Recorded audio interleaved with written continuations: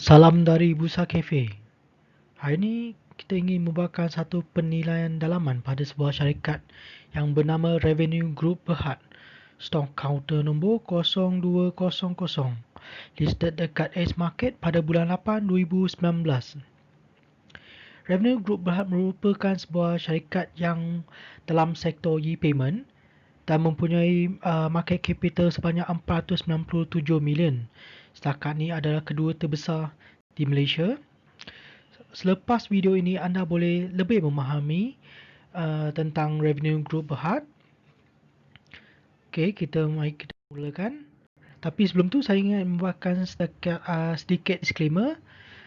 Semua ungkapan dalam halaman termasuk artikel, video dalam YouTube ataupun Facebook hanyalah semata-mata bertujuan pendidikan dan perkongsian pengalaman. Bahawa ini perkongsian ini bukanlah penasihat melabur yang kami tidak mengusulkan sebarang panggilan jual atau beli. Sila berjumpa dengan penasihat kewangan anda sebelum membuat keputusan pelaburan. Okey, mari kita mulakan.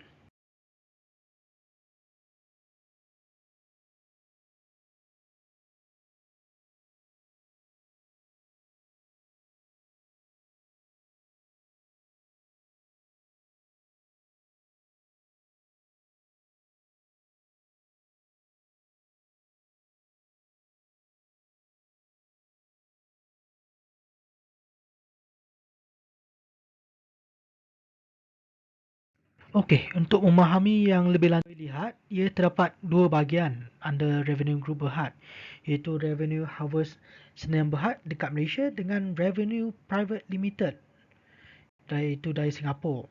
Tapi di bawah Revenue Harvest Singapore, anda boleh lihat yang revenue sebenarnya dia lebih daripada collaboration. So bisnesnya lebih daripada collaboration dan ianya tidak aktif dalam bisnesnya. Malah dekat Malaysia, Revenue Harvest yang Berhad terdapat 11 anak buah syarikat di bawah Revenue Harvest yang Berhad. Daripada 11 anak syarikat, 5 daripadanya sebenarnya ialah melalui collaboration ataupun acquisition. Yang baru-baru ni bulan 4 tahun lepas 2020, dia telah acquire 80% dari ScanPay Sdn Berhad. Ini telah mengukuhkan lagi kedudukan Revenue Group Berhad dalam e-payment sebab ScanPay Sdn Berhad ni dia lebih kuat daripada QR code payment. Dalam slide yang seterusnya anda akan lebih memahami dalam tentang acquisition ini. Dengan baru-baru ni 40% dari Warner Top Malaysia. Daripada Warner Top Malaysia ni dia boleh mengukuhkan lagi security dan ada teknologinya yang lepas ni saya akan melanjutkan lagi tentang apa kebaikan untuk Warner Top Malaysia ini. Warner Top Malaysia ini anda boleh lihat dia terdapat Warner Top Private Limited dekat Singapura juga. Tapi dia Revenue Group Malaysia dia lebih daripada bisnes dekat Malaysia sahaja. Okey, di sini anda boleh melihat Revenue Group Berhad terdapat tiga sektor yang menjanakan bisnes dia. First ialah EDC Terminal. EDC Terminal ini ialah macam credit card machine yang kita pergi kedai dekat makan, kedai membeli belah, ini EDC Terminal machine. Yang keduanya ialah Electronic Transaction Processing. Ini adalah lebih daripada sistem e-commerce macam Shopee Pay, Touch and Go Pay. Ini adalah platform dia. Dengan satu lagi ialah Service and Solutions. Sebab daripada EDC Terminal dengan ETP, ini memerlukan service dan solution. Di bawah EDC Terminal dengan ETP terdapat RevPay, iaitu Single Platform Multiple Channel. Apa itu single platform multiple channel? Slide yang seterusnya saya akan buat anda lebih faham lagi berapa banyak benda tu dalam single platform multiple channel. Multiple channel ni merangkumi EDC Terminal, e-commerce yang tadi saya cerita, Shopee, mobile commerce, mobile payment dengan QR code payment. Yes, yang ini ScanPay yang tadi saya cerita, yang slide yang sebelum ni saya cerita acquisition untuk ScanPay pada bulan 4 lalu telah mengukuhkan kedudukan Revenue Group. Dan daripada semua ni, dia punya customer base dia ialah dari financial institution, physical store, maksudnya kedai-kedai, kedai makan, kedai merchant.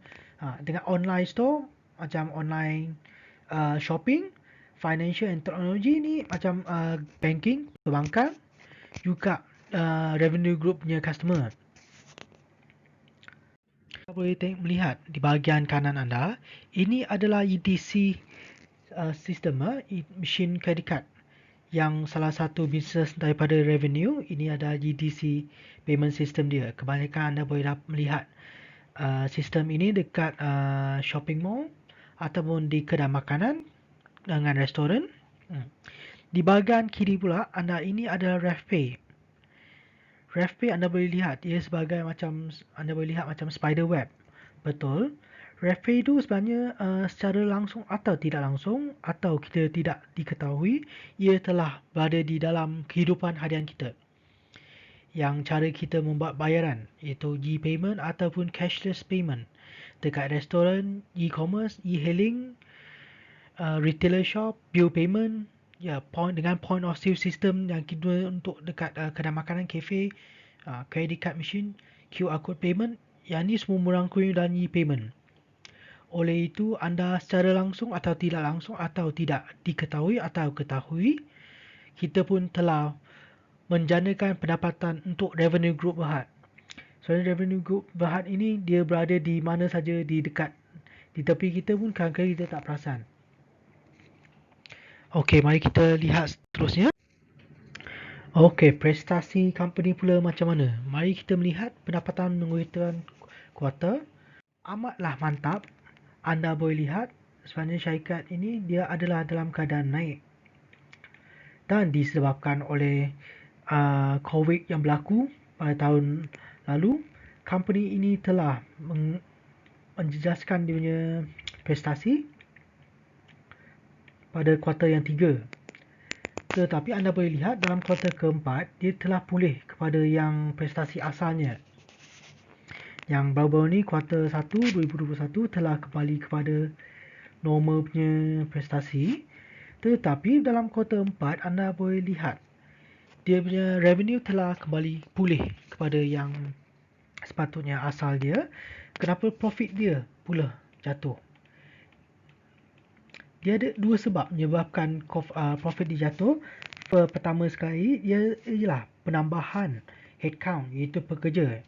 Dia ambil pula lebih banyak pekerja disebabkan company revenue ini sebenarnya dia dalam keadaan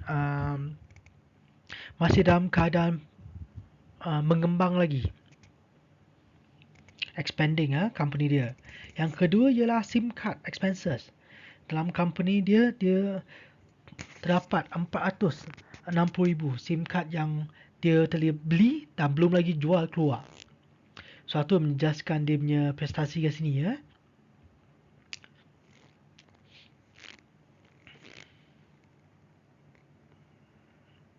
Okey, yang seterusnya mari kita lihat. Okey, kita lihat lebih dalam lagi. Dalam slide ni sebenarnya amat penting. Sebab slide ni kita boleh nampak lebih dalam lagi punca pendapatan mengikut segmen. Sebelum ni saya dah jelaskan yang revenue group ni terdapat 3 pendapatan yang utama, iaitu EDC terminal, ETP dengan solution and services. Dalam graf ni anda boleh melihat yang berwarna hijau tu ETC, yang anda boleh melihat dia punca utama dari company ETC terminal. Yang kedua ialah ETP. Yang ni ialah sistem dia. Yang ketiga ialah service dan solution. Dalam keadaan ini, company ni sebenarnya dalam keadaan yang sangat stable dan semakin tahun semakin naik dia punya profit dia. Amat mantap sebenarnya. Yang kedua, anda perlu lihat dalam 2019 dengan 2020 sebenarnya ETP dia telah jatuh. Punca pendapatan ETP telah jatuh dan ada peningkatan ketara pada solution dan servis. Ini disebabkan masa COVID-19 telah menjejaskan bisnesnya. Dan anda boleh nampak bisnes yang punca yang menjejaskan bisnesnya ialah dalam UTP sebenarnya, tapi dalam solution and services mempunyai peningkatan yang sangat ketara sehingga 300% hingga 400% peningkatan dia. Dan dalam EDC terminal, iaitu credit card machine, telah dalam keadaan yang sangat stable. Setiap tahun ada dia punya penaikan prestasinya. So dalam graf ni anda boleh lihat lebih jelas tentang company punya pendapatan mengikut segmen. Yang saya pendapatan saya dalam solution dan services ini adalah amat penting bagi syarikatnya, sebab kebanyakan sistem yang dekat luar sana memerlukan servis, dan revenue group ialah salah satu dia punya punca utamanya solution dan services, membelikan solution pada company yang ingin membuat e-payment. So ini memang satu value added bagi company mereka. Okey, yang sini pula kita boleh melihat mengikut tahunan. Setiap tahun dia ada perkembangan. Walaupun dalam tahun 2020 ada penjejasan dalam COVID, tapi sebenarnya dia punya penjejasan hanya sangat minimum pada net profit dia. Yang penjelasan saya dah jelaskan sebelum tu, dia ada 2 point dia. Satu, sebab increase of headcount pekerja, dia bertambah pekerja sebab company dia dalam expanding. Yang keduanya disebabkan oleh dia telah membeli banyak SIM card masuk untuk sebab dia ada sangat high inventory. Ini pun salah satu puncanya menjejaskannya. Pada tahun 2021 kuartal 1, anda boleh lihat dalam satu kuartal saja dia telah menjana 2.1 million 2.1 million hanya satu kuartal saja. So dalam kuartal yang berikutnya, sama ada dia akan maintain dalam 2.1 ataupun buat lebih baik, kita boleh tengok lagi dalam masa yang akan datang. Okey, seterusnya kita akan tengok yang ni adalah BBT dengan PAT, Profit After Tax, dengan Profit Before Tax Margin. Anda boleh perasan dalam 2020 sebenarnya penjelasan dia yang tadi saya jelaskan tidak ketara. Walaupun dalam adanya COVID-19, sebenarnya dia hanyalah jelaskan amat nipisnya.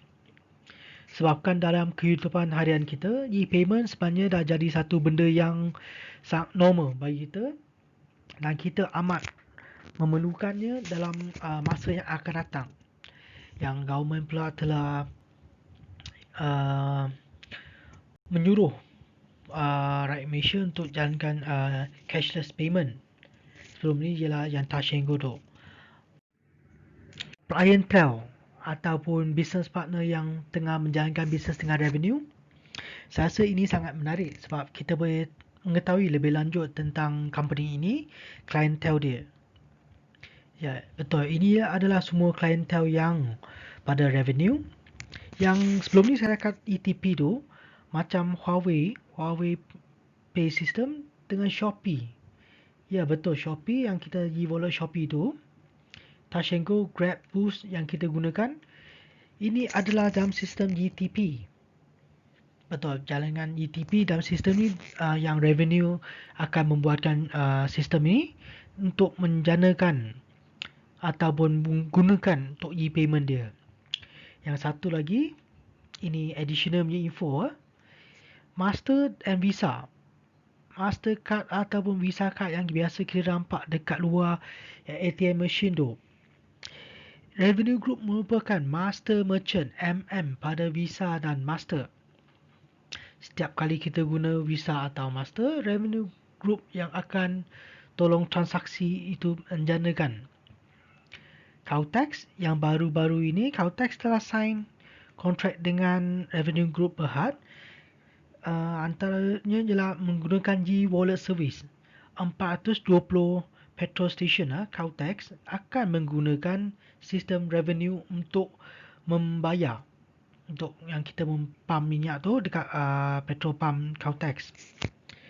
yang Chevron Malaysia telah sign kontrak dengan Revenue yang dengan Alipay, dengan merchant-merchant yang merchandise macam brand yang lain-lain ni semua dia ada dalam Revenue punya clientele.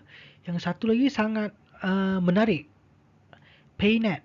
Paynet Malaysia baru-baru ini saja mereka sebagai team up ataupun collaboration Revenue akan membuat payment solution bagi Paynet. Ini lah Paynet dia. Platform ini, Paynet sebenarnya adalah payment network Malaysia. Dia sebenarnya sangat besar. Dia lebih kurang 30 bank dekat Malaysia akan menggunakan sistem ini, Paynet. Dan sekarang orang yang memberi servis kepada Paynet ialah Revenue Group Berhad. Yang debit card dan card holder yang kita guna tu untuk buat bayaran akan dibuat oleh Revenue Group juga. Yang satu maklumat tambahan, Paynet punya shareholder, salah satu shareholder terbesar ialah Bank Negara Malaysia. Ya betul, Bank Negara Malaysia. So oleh itu secara terusan atau tidak terusan, Revenue Group pun ada menjalankan bisnes dengan Paynet dengan Bank Negara Malaysia. Sampai sini saya rasa anda telah lebih memahami tentang Revenue Group Berhad, tentang apa yang dia tengah bisnes yang dia buat. So anda akan lebih memahami yang Revenue Group Berhad ni mempunyai 3 punca pendapatan yang utama, iaitu EDC terminal, yang kita katakan credit card machine, ETS iaitu sistem yang kita dibuat oleh e-wallet service yang macam Caltex, Shopee, Alipay, Grab, Touch 'n Go. Yang ni semua under ETC dengan solution, service and solution. Macam yang Paynet payment solution tu, Paynet itu dia memerlukan solution di dalam IT, IT solution ataupun dalam solution yang payment solution yang akan dibuat akan datang. Seterusnya kita akan lebih memahami apa direction company ni pada akan datang.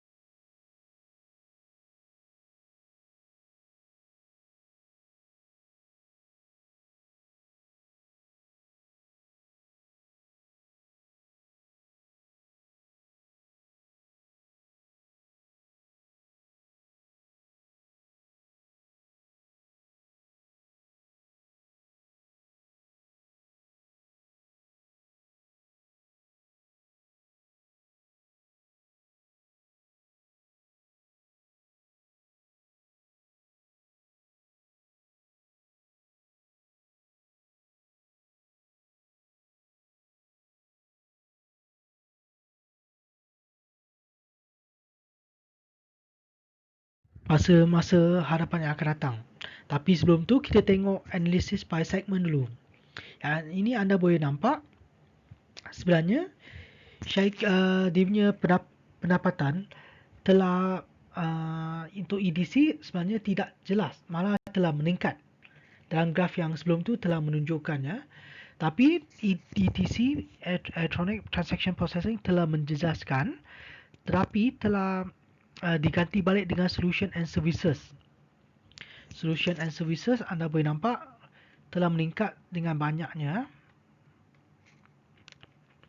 Dan satu lagi, dan geographical ni, business revenue sebenarnya hampir boleh kira 100%, 100% dekat Malaysia sahaja.